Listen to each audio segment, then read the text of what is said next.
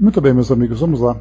Dando continuidade aqui então ao nosso estudo, Nas Fronteiras da Loucura, Manuel Filomeno de Miranda. Nós vamos aqui a psicografia do Divaldo, né?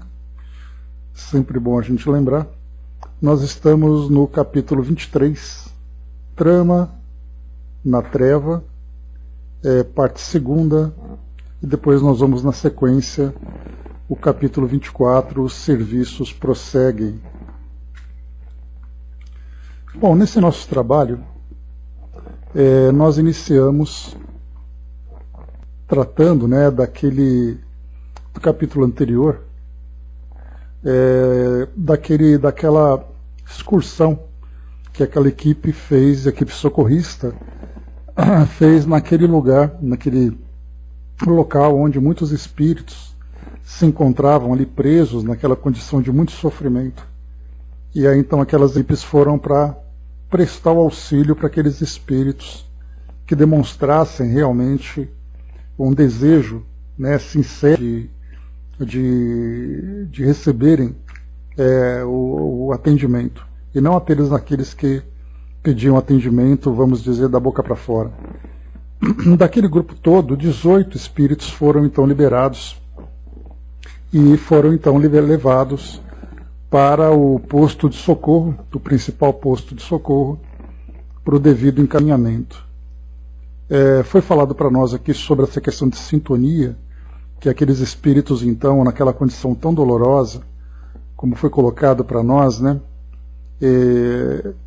os espíritos se encontravam ali por afinidade, como foi colocado, né, a mente plasma no fluido cósmico sob o império da vontade, o que mais ambiciona, vitalizando com as ações que são decorrências dos desejos acalentados, né? O que lhe servirá de suporte para a elevação espiritual ou armadilha para a queda. Falou para nós aqui sobre a questão da sintonia mental. Bom dia, Mariel. Da sintonia mental. Bom dia, dona Miriam. E depois aqui para nós, já trouxe para nós de novo o contexto do carnaval, né? A festa atroante chegava a um dos seus vários momentos de clímax, como se não voltasse a repetir-se e exigisse o máximo frenesi dos que se locupletavam em total e exaustiva doação. Já passava de 1h da manhã de quarta-feira. E aí então foi apresentado para nós que lá no Centro de Comunicações foi então recebida uma notificação de uma nefasta cilada de baldoeiros e sequazes da treva que armavam para alcançar e malsinar alguns foliões que se divertiam quando retornassem ao lar. Então vai ser interessante porque aqui no Centro de Comunicações lá do hospital foi então recebida essa solicitação de auxílio por causa desse ataque que seria feito com esse grupo, né, de espíritos ainda nessa condição tão infeliz. As pessoas que seriam envolvidas nessa trama, dois casais que nós vimos aqui, dois casais pais dedicados que juntos interessavam-se pela filosofia imortalista em razão de mediunidade que aflorara numa das senhoras, de nome Júlia, oferecendo manancial de consolação e campo para estudos. A questão aqui é que eles eram então recém-adeptos, né? Eram neófitos dentro da doutrina espírita, então eles estavam iniciando o trabalho. E como em qualquer lugar, né, onde alguém inicia uma nova filosofia, uma mudança, há aquele período de transição em que você fica, de um lado, ainda desfrutando dos prazeres comuns que nós estávamos habituados, e de outro, uma proposta de renovação, de transformação. E aqui nós encontramos exatamente isso. Então, eram dois casais, a Júlia, que era médium, e o Otávio, que era médico.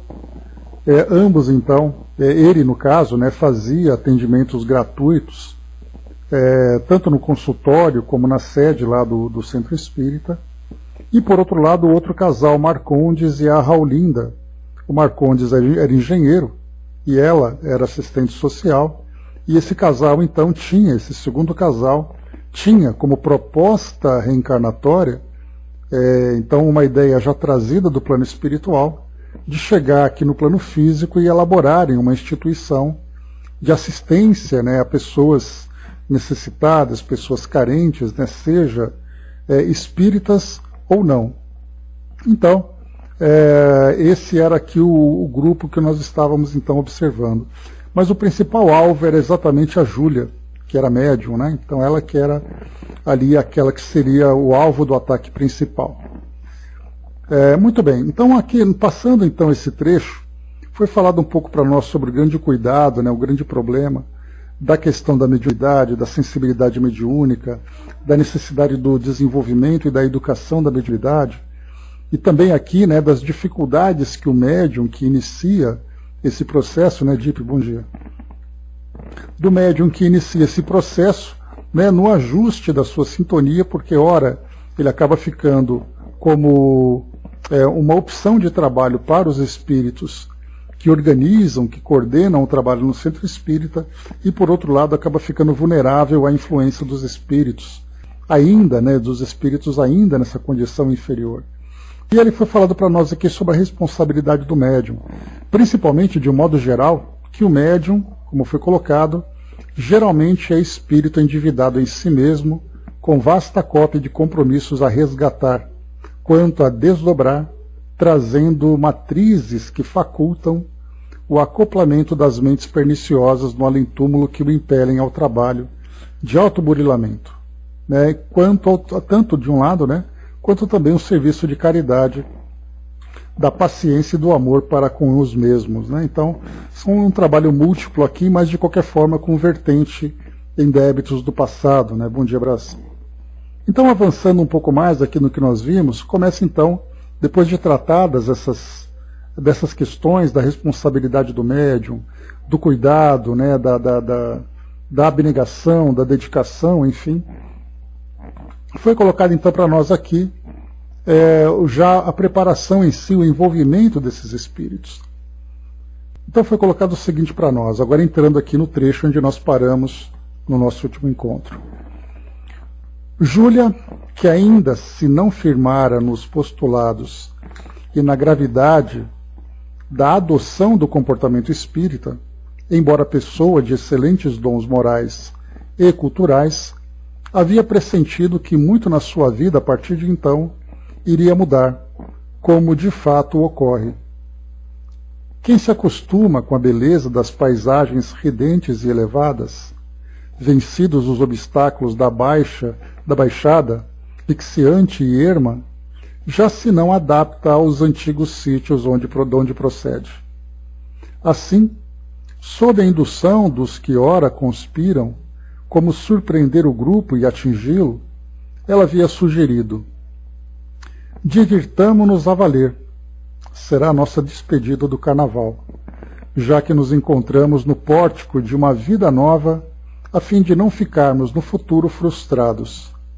Teremos recordações agradáveis que nos darão alegrias. Então essa colocação dela é bem interessante, porque é mais ou menos assim que nós pensamos também, né? Aqui no caso ela já começa a sentir a necessidade, né, de uma transformação no seu comportamento, adquirindo novos valores. Então ela percebe que a responsabilidade, que o estudo, que o entendimento, que a prática, a vivência da mediunidade traz para ela, ela percebe que alguns hábitos precisarão ser transformados.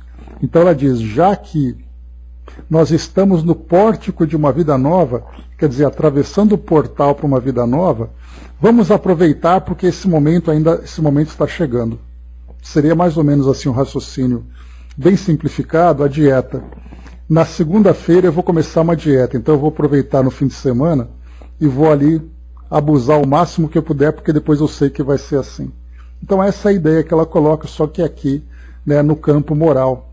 Então sempre antes de uma grande mudança, a gente sempre tem aquela ideia de que tem que aproveitar ao máximo antes que essa mudança de fato aconteça. Otávio, porque de hábitos morigerados, obtemperara, desde que não excedamos, que era o marido dela, né? E foram distrair-se. No ambiente convulsionado da orgia, naturalmente que a médium terminaria por assimilar altas cargas de fluidos perniciosos que lhe perturbariam o equilíbrio, tornando-se fácil presa de situações e influências nefastas.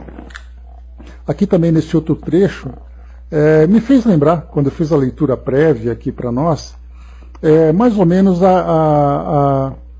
o efeito que ela, como médium, acabaria captando dessas altas cargas de fluidos perniciosos, algo muito parecido com aquilo que nós podemos trazer para o campo físico, para o campo orgânico.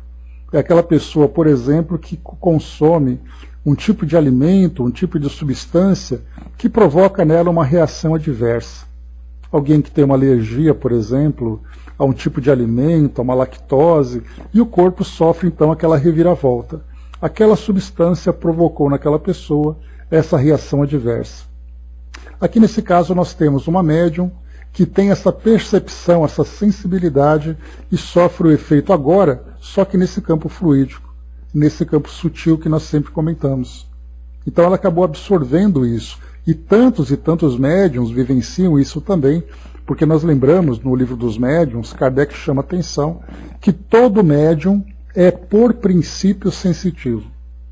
Então ele pode ter, né, a mediunidade ostensiva se manifestando de várias formas, a psicografia, a psicofonia, até mesmo, né, o passe curativo, e dentre outros também efeitos físicos, mas por princípio ele é sempre médium sensitivo.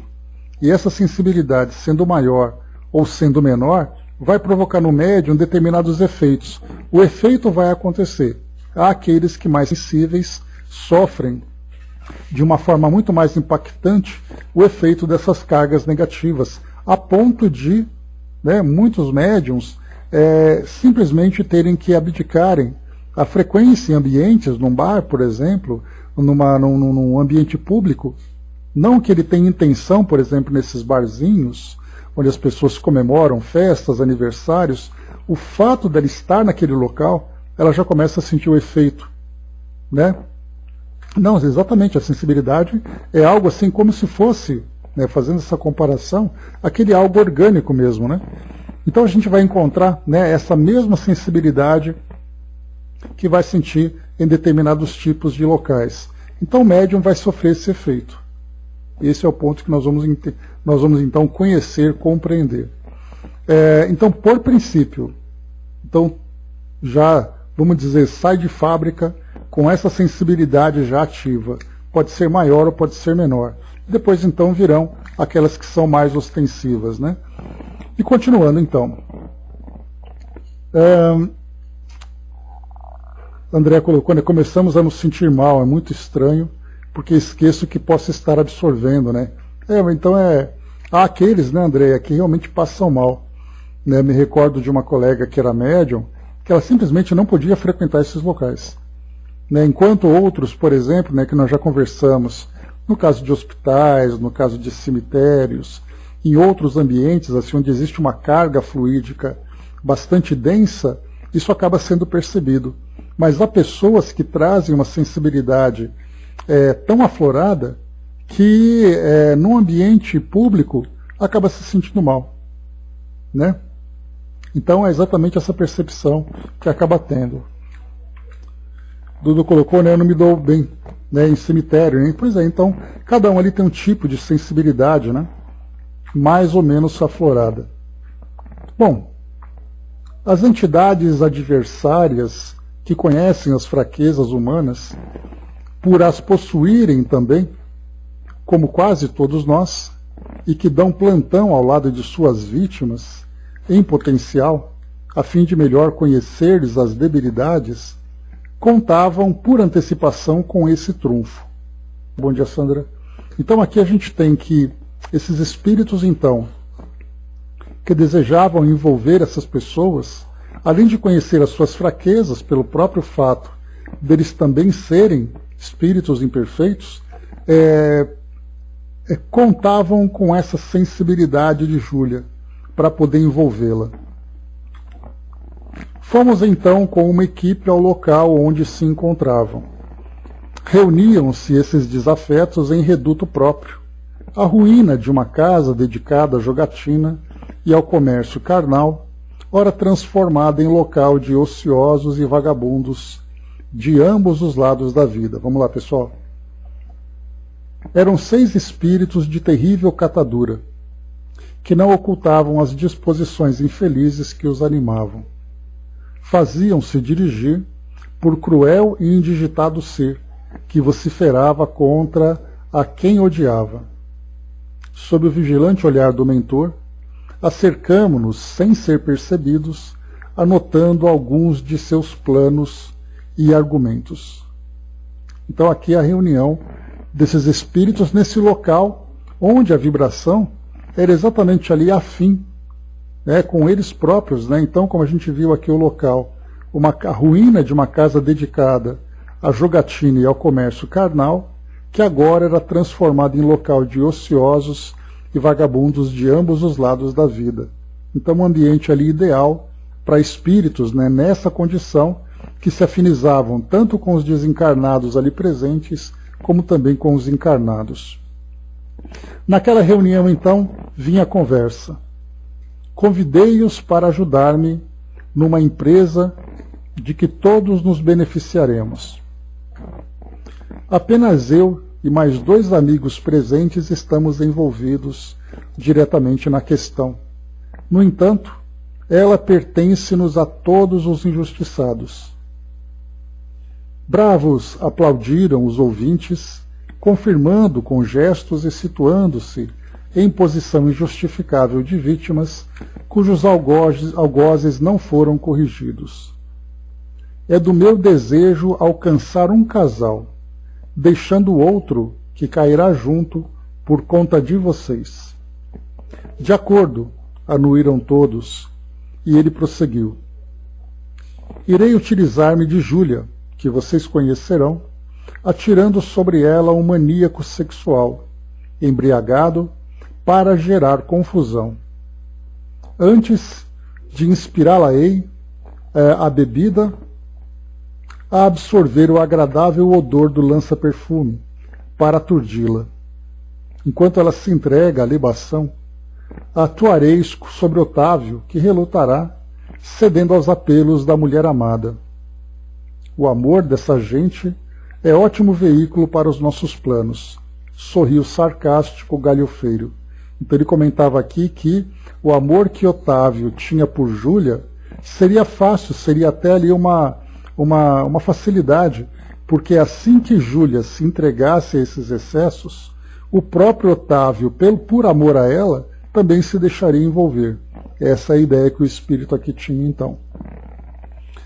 Vocês se encarregarão do atordoamento de Marcondes e Raulinda, a esse tempo engajados na farra dos amigos. Nessa hora, quando se encontrem aturdidos, eu trarei o maníaco, que não será difícil de ser encontrado, criando uma situação que eles não suportarão, que se degenerará em discussão e agressividade. Novamente gargalhou, escarnecendo.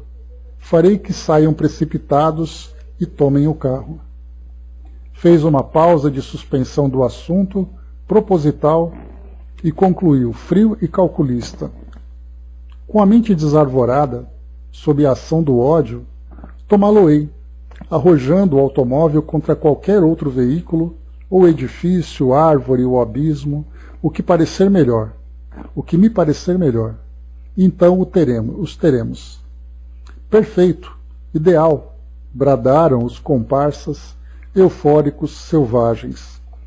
Mãos à obra, partamos, ordenou o macabro dirigente da empresa malfadada. Nesse momento, quando se dispunham a partir, o nosso abençoado mentor fez-se perceber, o que lhes causou instantânea reação de desagrado, se não de revolta. Irmãos, falou-lhes de imediato, já é tempo de cuidardes da vossa paz. Não o escutem, reagiu o malfeitor-chefe. Ele é conhecido como perturbador dos nossos planos e serve do outro lado da linha. Referia-se à linha do bem, que distingue os propósitos de cada qual.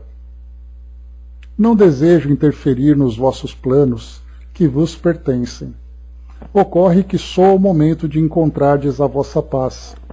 O desequilíbrio é ácido a queimar quem o transporta. Saímos daqui, vamos, instou o sicário. Este é o nosso momento e o infame vem perturbar-nos? Os demais espíritos, no entanto, mais pela irradiação de bondade do mensageiro, do que mesmo pela força dos argumentos, pareciam imobilizados ouvindo-o. Aqui foi interessante também porque nós aqui encarnados costumamos, usar muito mais o lado racional para ouvir ali os argumentos daqueles que querem trazer para nós alguma ideia. Só que no plano espiritual, mais do que os argumentos, mais do que as ideias que são lançadas, tem aí também a própria presença do indivíduo, do espírito, que vai então irradiar as suas vibrações e envolver aqueles que são os ouvintes. E aí então, como nós percebemos aqui, muito mais do que dizer, se por acaso o Dr. Bezerra tivesse se manifestado e ficado em silêncio, mas sendo percebido por esses espíritos, a sua simples presença já seria o suficiente para provocar um efeito sobre eles. Então é que nós encontramos, sobre a ideia do magnetismo, que é muito mais algo técnico, mas quando nós falamos desse magnetismo, dessa energia, desses fluidos que são irradiados, e são ali também impregnados com a qualidade moral do indivíduo, do espírito, provoca esse efeito e também provoca negativamente. Vendo, por exemplo, que esse espírito, que é ali o líder desse grupo, o modo como ele fala, muito mais do que falar, ele também acaba envolvendo aquelas pessoas com seu próprio fluido. E já que elas apresentam aquela tendência para esse tipo de comportamento mais agressivo, mais vicioso, esse espírito que é o líder acaba potencializando, fazendo com que todos ali vibrem na mesma sintonia, sendo alimentado por essa mente mais poderosa, digamos assim, no sentido de estar mais concentrada, mais determinada. Aqui nós encontramos o contrário. Vemos aqui um choque de vibrações, mas aqui predominando essa vibração mais elevada.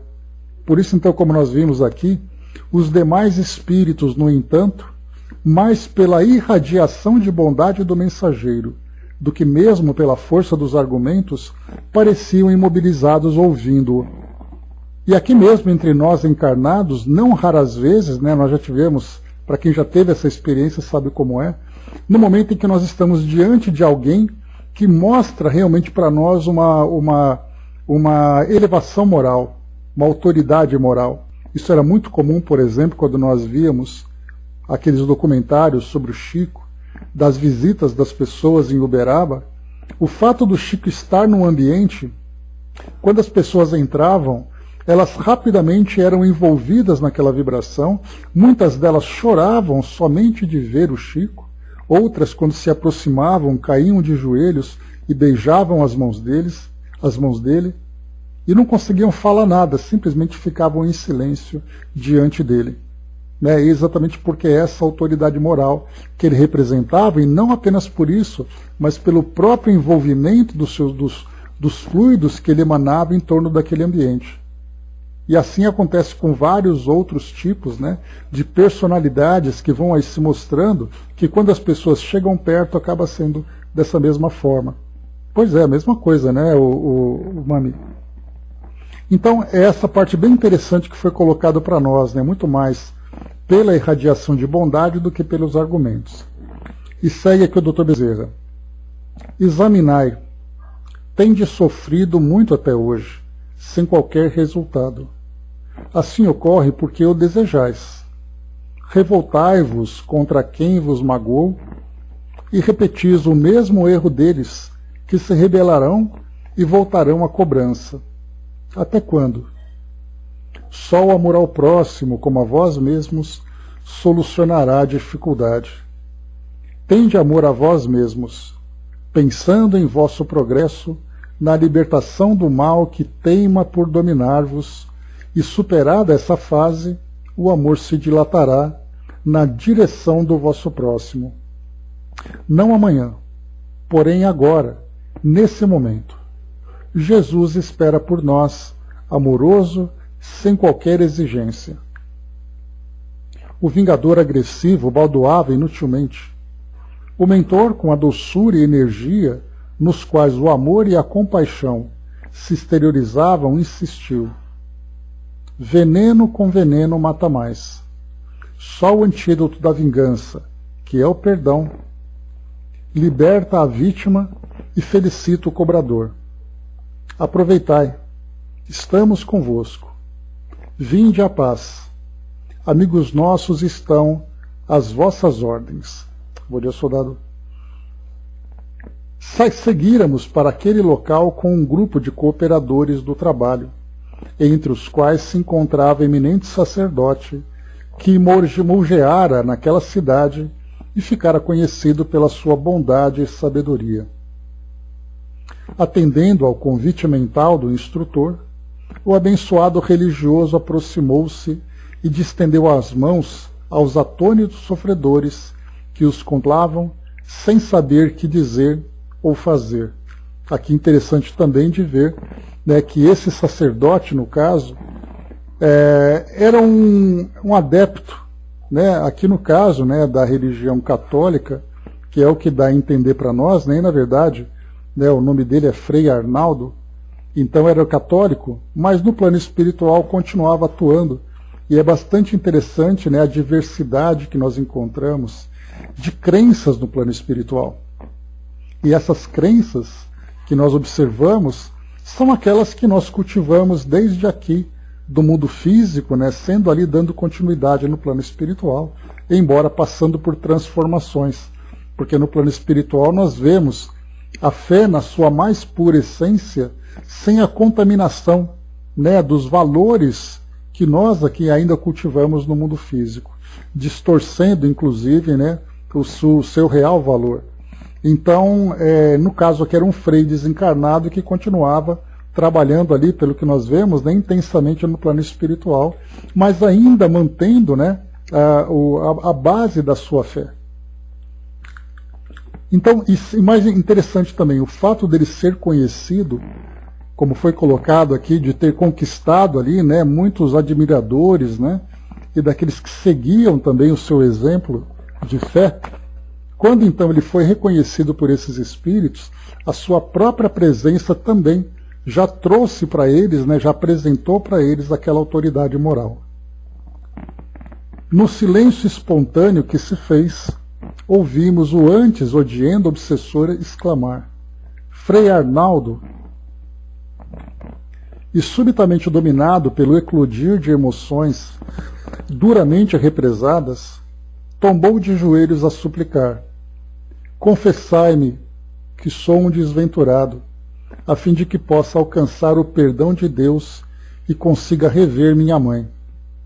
Então esse espírito, que era o líder, né, desse bando, acabou ali no momento em que encontrou esse frei, rapidamente ali, né, caindo, né, demonstrando ali a sua maior fraqueza, né, e também ali o fato desse representante, desse frei, ou melhor, desse frei, representar para ele algo que nós não vemos, né, porque tem ali uma história, né, porque aquilo que está sendo contado para nós é o trabalho feito com esses espíritos. Mas no momento em que aparece esse frei, e ele diz que para poder alcançar o perdão e rever a mãe, nós vemos uma história por trás de tudo isso. Mas ele continua: confessemo-nos ao Senhor, ripostou o sacerdote, e arrependamo-nos sinceramente, dispondo-nos para a recuperação do bem que nos impusemos fazer. Dr. Bezerra trouxe então a amorosa anciã, que abraçou o revel, comovida, dizendo: o Senhor ouviu as nossas preces, meu filho. Sem delongas, ele atirou-se-lhe nos braços, como se for uma criança indefesa a chorar. Os demais, diante do inesperado, cederam ao apelo e pediram ajuda, que lhes foi ministrada, sendo todos conduzidos ao posto de socorro. Aqui há algo interessante também. No livro Aconteceu na Casa Espírita, de Francisco, do Espírito Santo Neto, tem aquele momento em que um grupo de espíritos estariam ali organizando um ataque a um centro espírita, e no momento em que surgiu um grupo desses de espíritos, trabalhadores, e ofereceram a possibilidade de resgate, muitos deles acabaram pedindo, se entregando a essa assistência, provocando, claro, uma revolta naqueles que eram os mais resistentes. Então nós vimos aqui que assim que esse líder acabou cedendo a essa presença, né, tanto materna, como também daquele outro espírito do Frei Arnaldo, os demais rapidamente cederam. O que mostra para nós aqui que, na verdade, a condição deles eram muito mais de espíritos conduzidos a esse caminho do que aqueles espíritos determinados em seguir por esse caminho. Tanto é assim que, quando se quebrou a influência desse líder, rapidamente todos eles se tornaram ali suscetíveis ao envolvimento com esses fluidos. É bem interessante a gente perceber isso. Mas continua. Só então, diz aqui o Filomeno de Miranda, vinha a saber que fora a prece da genitora em favor do filho em crise, de loucura pelo ódio e sede de vingança, que se preparava para piorar a própria situação que o centro de registro captara, merecendo o atendimento com o qual se liberavam os alegres jovens que se não deram conta da trama na treva que os envolvia. No pardieiro, onde exalavam os fluidos pestilenciais, o amor fez brotar a felicidade para muitos, com a esperança de paz futura. Então aqui, o que no início, quando eu comentei com vocês, chamando a atenção, que o centro de comunicação recebeu um informe de que um grupo de espíritos estava ali preparando um ataque, né, aqueles espíritos com um desejo de vingança e tudo mais, a comunicação foi feita exatamente pela mãe desse espírito, que percebia que o filho, se conseguisse colocar em prática esse plano nefasto que ele planejava, que ele elaborava, a condição dele seria muito pior. E aí então nós tivemos, naquele caso do obsessor, daquela jovem que tentou o suicídio, que o Dr. Bezerra solicitou a presença da mãe e da filha para poder demovê-lo daquele objetivo. Aqui não, aqui foi a própria mãe que solicitou a presença desses assistentes, né, dessa equipe, para poder retirar o filho desse caminho que ele estava então entrando. Então, interessante que o centro de comunicação deu para nós a ideia que o foco seria a proteção daquele grupo de encarnados, né, no caso Júlia, Otávio e mais o casal amigo, mas na verdade era o próprio algoz que era ali o espírito-alvo desse trabalho de assistência. E tudo isso organizado pela mãe dele, então. Finalizado então esse capítulo, vamos então ao próximo aqui para a gente avançar. Os serviços prosseguem, capítulo 24.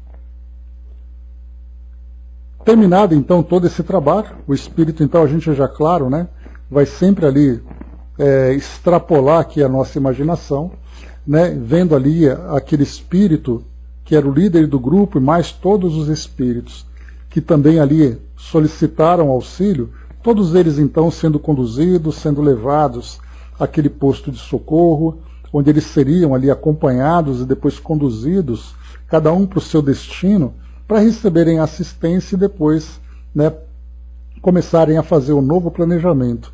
Então sempre tem ali toda aquela continuidade que a gente acaba depois não acompanhando porque não é o objetivo.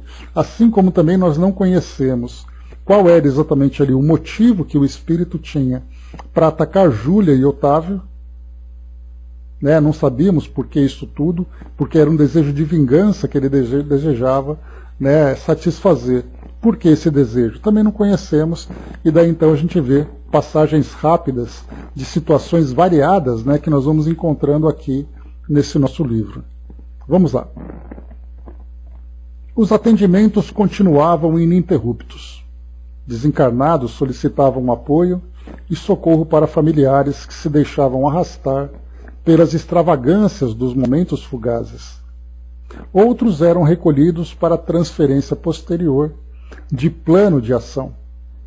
Ainda outros se faziam liberados de obsessões selvagens por parte de adversários igualmente sem as roupagens físicas. Grupos de auxílio especializado movimentavam-se nos vários mistérios, fora e dentro do posto central, o mesmo acontecendo nos subpostos. As primeiras horas da madrugada da quarta-feira não amainavam o entusiasmo da multidão, nas ruas e nos clubes, que bebia a última gota o cálice do prazer exorbitante.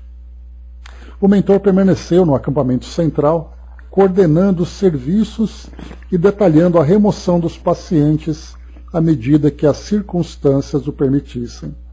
Então aqui quando ele fala detalhando a remoção dos pacientes, a gente já fica imaginando todos os destinos que eram ali traçados para cada espírito, alguns com uma condição de serem atendidos num posto de socorro, num outro departamento, outros seguindo para uma colônia espiritual, outros sendo levados para manicômios até, no plano espiritual também, né? Nós lembramos do Memórias de Suicida, de um suicida, lá no Hospital Maria de Nazaré, que havia até um manicômio ali dentro, né?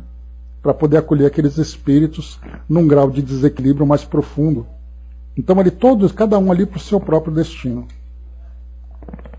Ficar estabelecido que a construção, ou seja, né, toda a infraestrutura que foi montada para que esse serviço fosse prestado durante esse período do carnaval, ficar estabelecido que a construção permaneceria como núcleo de emergência para o cotidiano da cidade, à semelhança de diversos outros existentes e objetivando-se também os futuros carnavais.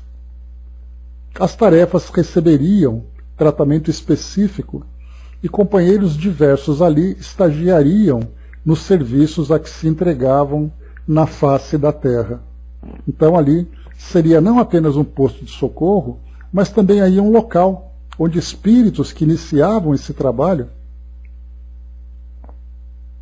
Tá bom. Vários postos, né, de socorro sendo montados e tudo mais. E aqui então também serviria, no caso de um lugar de estágio para aqueles espíritos que iniciavam esse trabalho de socorro. Né? Então, toda essa organização para aproveitar da melhor forma essa instalação.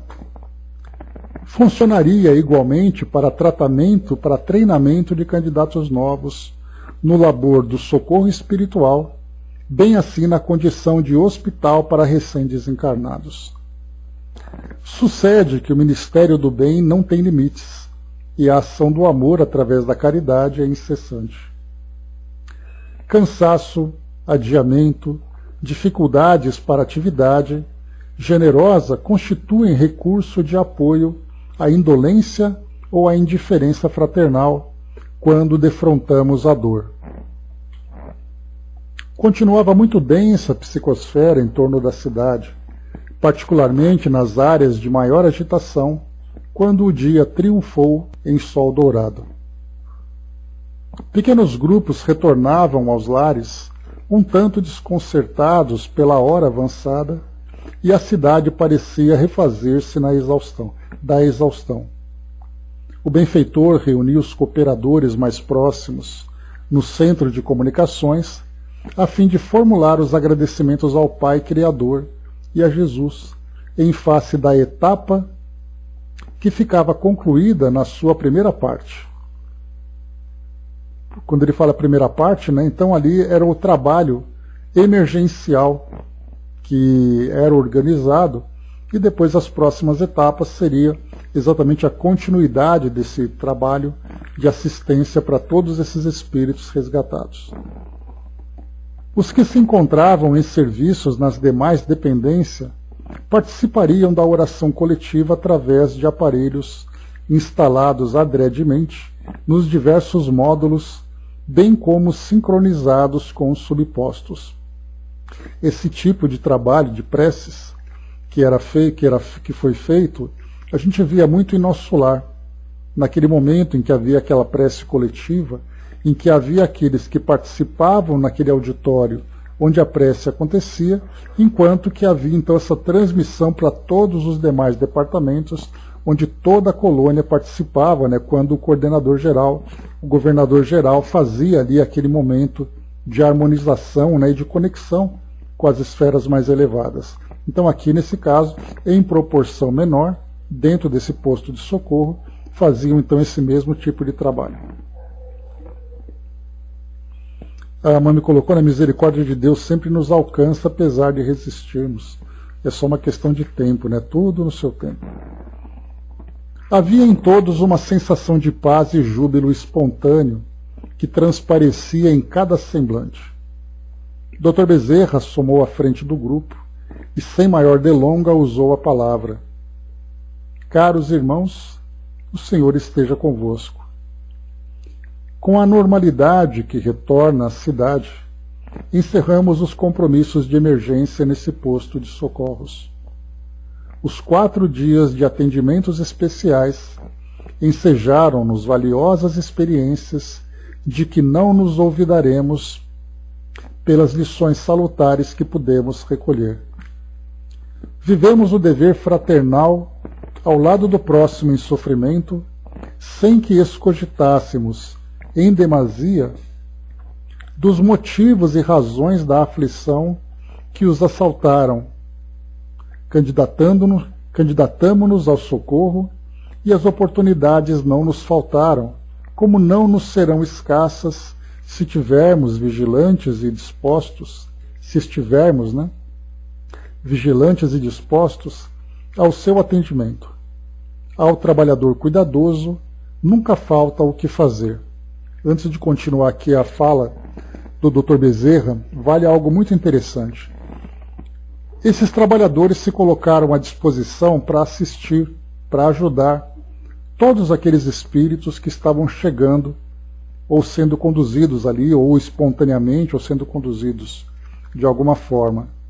Quando ele coloca que eles não tinham a preocupação de tentar entender do porquê o espírito está sofrendo. Ali o que valia era o sofrimento, e eles seriam atendidos por isso. E aí isso mostra para nós que essa discrição por parte desses trabalhadores, tendo ali a necessidade de conhecer a história daqueles espíritos assistidos, em determinadas situações ou não, ou somente para aqueles que eram competentes para isso, fazer ali um registro, conhecer o histórico, o prontuário daquele espírito, que era ali o alvo do socorro, somente para alguns isso era cabível, para os demais não. Simplesmente atender por atender. É como se nós imaginássemos trabalhando num posto de socorro, num período como esse, de carnaval, né, ou aqui em São Paulo, por exemplo, nesse fim de semana, nós tivemos a virada cultural. E havia ali postos de atendimento, né, espalhados pela cidade, para poder ajudar as pessoas que precisavam de ajuda. Então, se por acaso chegasse alguém passando mal, o trabalho dos profissionais era atender aquele mal-estar da pessoa e não fazer uma investigação sobre a história dela. Se ela estava sentindo ali uma náusea, sentindo alguma dor, vamos trabalhar aquilo que ela está sentindo naquele momento. Depois o restante virá num tratamento posterior. Essa é uma ideia que nós vemos aqui também, de que há o atendimento espiritual, com a discrição por parte dos espíritos, por isso é colocado aqui para nós. Vivemos o dever fraternal ao lado do próximo em sofrimento, sem escogitarmos em demasia dos motivos e razões da aflição que os assaltaram.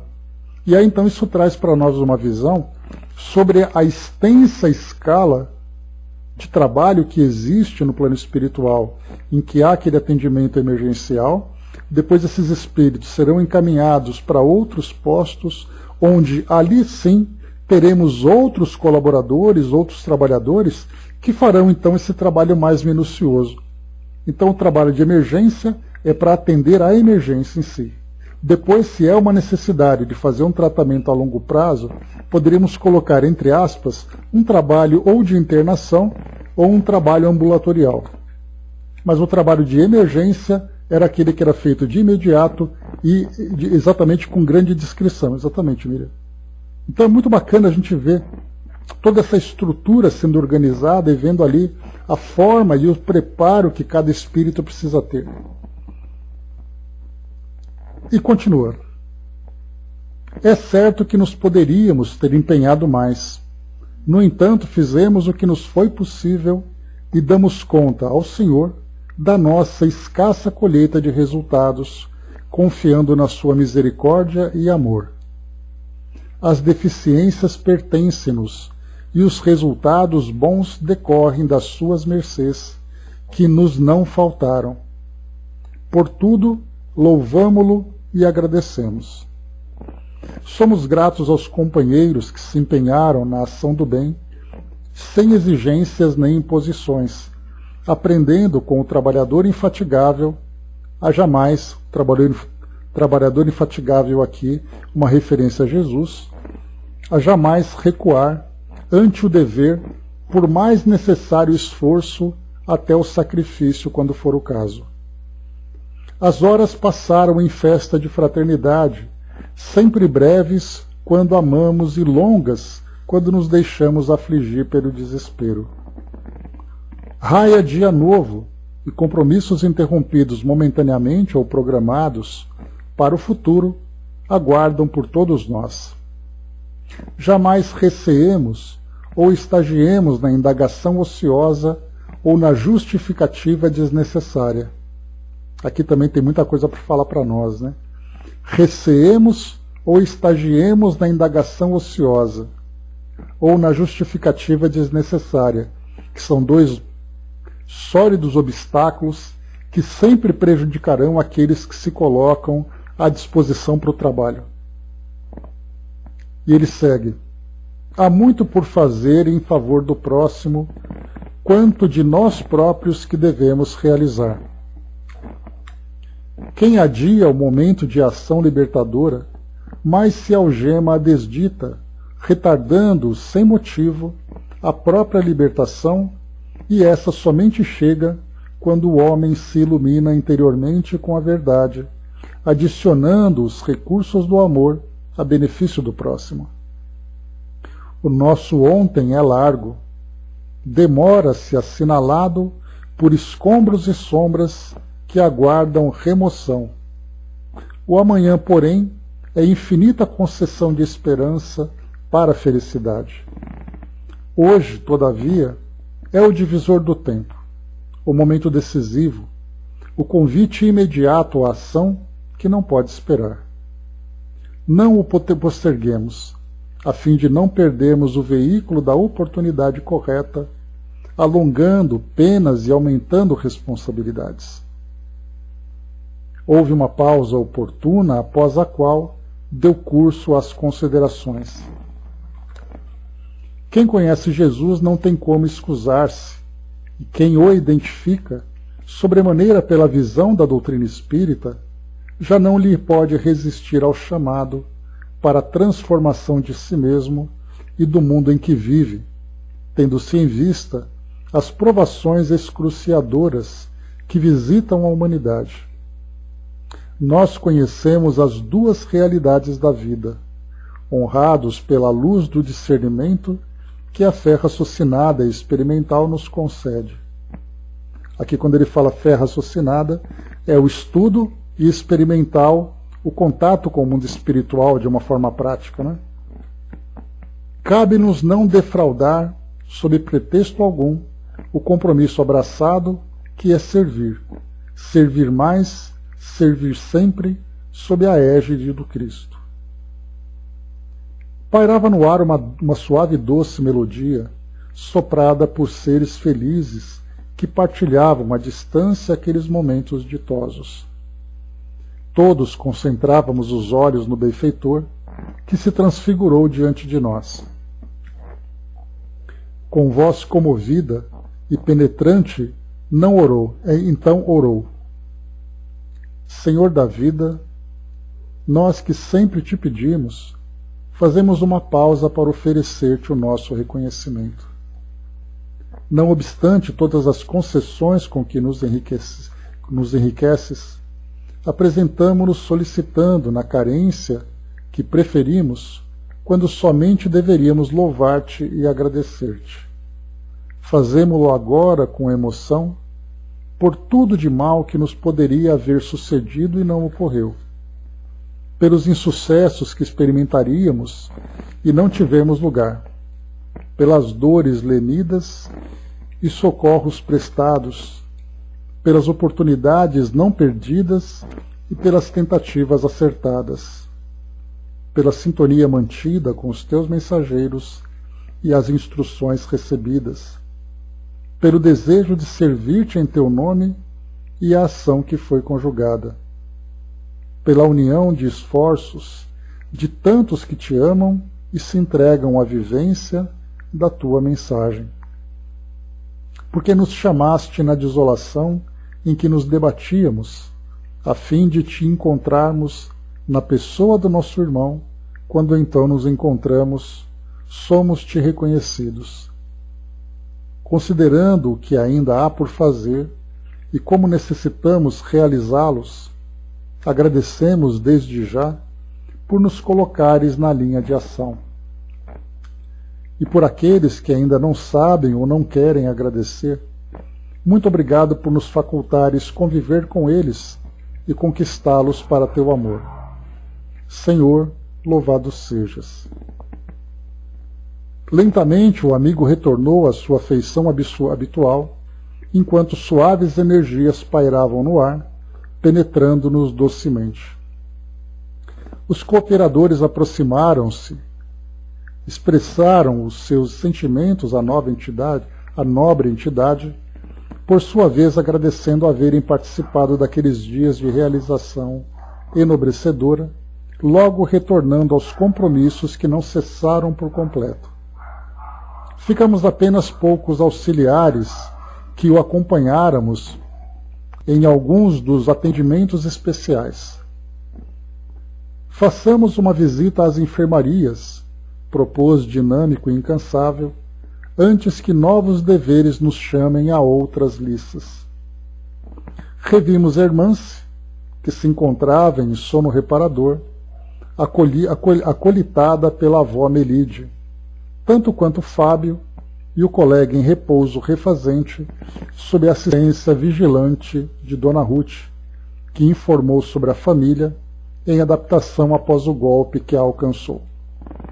Só para lembrarmos então aqui, Hermance era aquela jovem, né, que desencarnou, né, de um problema cardíaco após estar ali sendo envolvida por aqueles aliciadores, né, que desviaram a jovem do grupo de amigas, e aí então ela ficou como desaparecida, né, a polícia não sabia exatamente o que aconteceu, porque a família deu queixa do desaparecimento dela, e aí então ela foi encontrada, né, o corpo dela foi encontrado, mas enquanto isso a avó Melide já estava com ela no posto de socorro, que ela chegou de ambulância, vocês lembram, né, logo no começo da nossa história.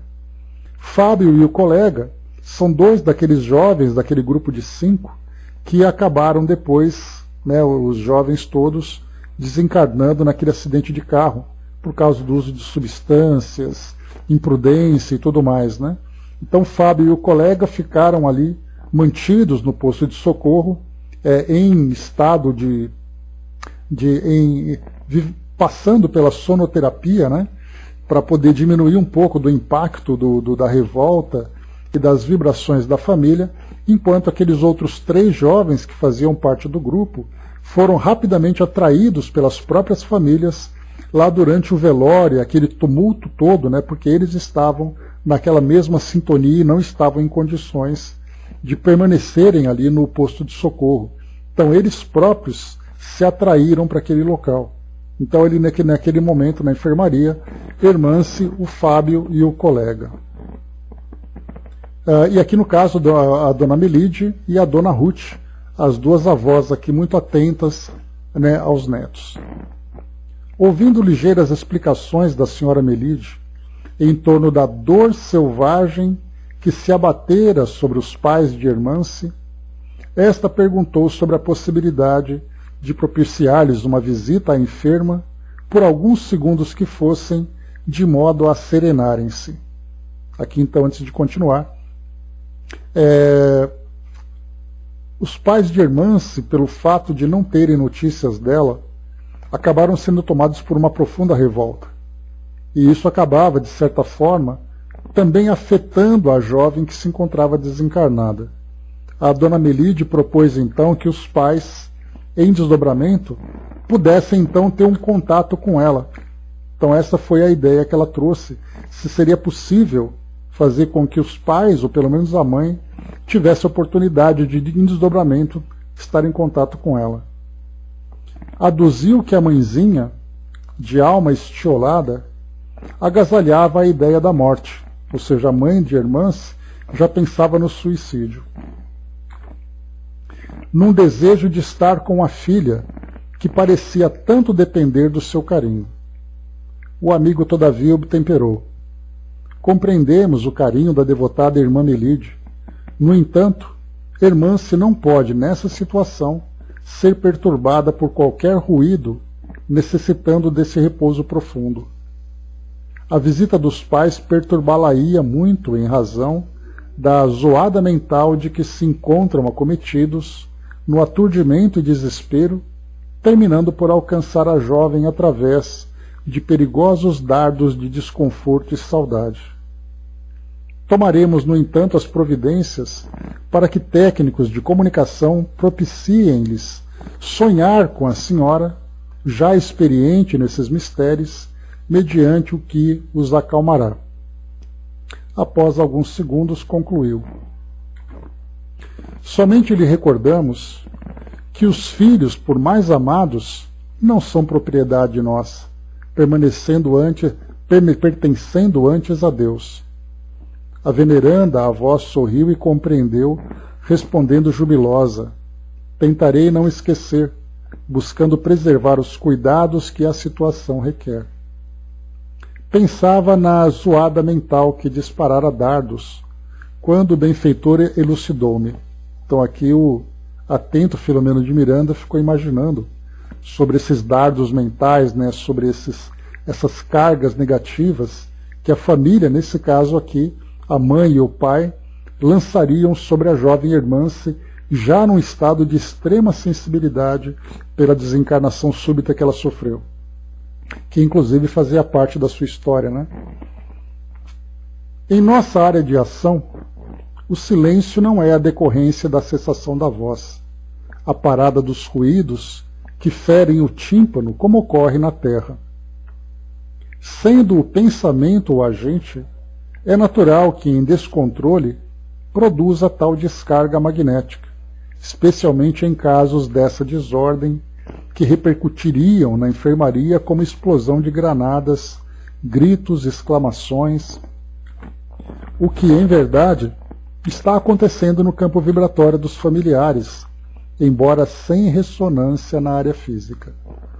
Então, isso me fez lembrar um trecho do filme A Cidade dos Anjos, quando então Nicolas Cage, né, que era o anjo ali, o nosso protagonista, logo no começo do filme, sem contar a história do romance que se desenrolaria durante o filme, mostrava ali vários anjos acompanhando pessoas na biblioteca, no trem, no parque, e os anjos ali em silêncio do lado das pessoas. Naquele momento é bem interessante perceber que todos estavam em silêncio, mas mentalmente todos estavam falando coisas. Todos estavam comentando, se queixando, raciocinando sobre aquilo que estava experimentando naquele momento, né? Então o silêncio verbal é uma coisa, o silêncio mental é outra. E é disso que ele fala para nós aqui. E naquele caso, por exemplo, a mãe da jovem Hermance, embora ficasse calada, deprimida, quietinha no canto de casa, mentalmente a mente dela estava elaborando uma forma de simplesmente acabar com a própria vida. A mesma coisa acontece também, se nós pensarmos, por extensão, numa palestra de um centro espírita. Enquanto tem o palestrante ali falando e as pessoas ali sentadas no auditório ouvindo, todas em silêncio, mentalmente está aquela algazarra, porque todo mundo está pensando, falando, comentando, reclamando, pensando em situações fora daquele lugar. Numa missa, por exemplo, numa igreja, acontece a mesma coisa. André Luiz falou sobre isso no livro Libertação, que visitava aquele local, olhava ali olhava ali a missa, ouvindo o sermão do padre, mas mentalmente as pessoas estavam completamente fora do local e naquele momento totalmente tomados por palavras e ideias que fugiam àquele local. Isso é bem interessante da gente compreender. Só um instantinho aqui. Isso, já vejo a mensagem aqui, estamos acabando já. Só um instantinho, obrigado desde já pela mensagem. Vamos lá, coitado, viu, Brás? Vamos lá. De alguma forma, a irmã se está aqui defendida desses petardos do desequilíbrio doméstico, o que não ocorrerá com alguém em desalinho nas suas imediações vibratórias. Outro sim, o impacto emocional, dá surgimento a ondas que atiram flechas certeiras no alvo, produzindo danos lamentáveis que devem e podem ser evitados. No mundo é difícil para muita gente fazer silêncio oral, quanto mais de ordem mental. Anuí ante os esclarecimentos e recordei-me dos males que produz a palavra leviana, qual labareda desprotegida ateando incêndio em palheiros próprios e alheios. Não descartei a meditação sobre os ruídos mentais desgovernados, dos que calam, quando não podem invectivar e agredir, reagindo com o pensamento em aluvião de revolta, desejos de soez vingança, despejando cargas de magnetismo dissolvente sobre os seus opositores e desafetos. Os primeiros deslocamentos estavam previstos para a madrugada seguinte, e os preparativos faziam-se em clima de ordem sob os cuidados compreensíveis. O diretor advertiu-me que às 19 horas voltaríamos ao Hospital de Saúde Mental para as primeiras providências no caso Julinda. Então aqui a gente volta agora, após essa valiosa instrução sobre a questão do silêncio oral, do verbal e do silêncio mental, para falar sobre Julinda, que é a nossa personagem lá do começo do livro, que estava internada num estado de loucura naquele hospital, sendo obsediada por um espírito que seria o seu próprio filho, mas ele foi abortado. Ela, que era uma mulher vaidosa, uma mulher egoísta, acabou pelo aborto, né?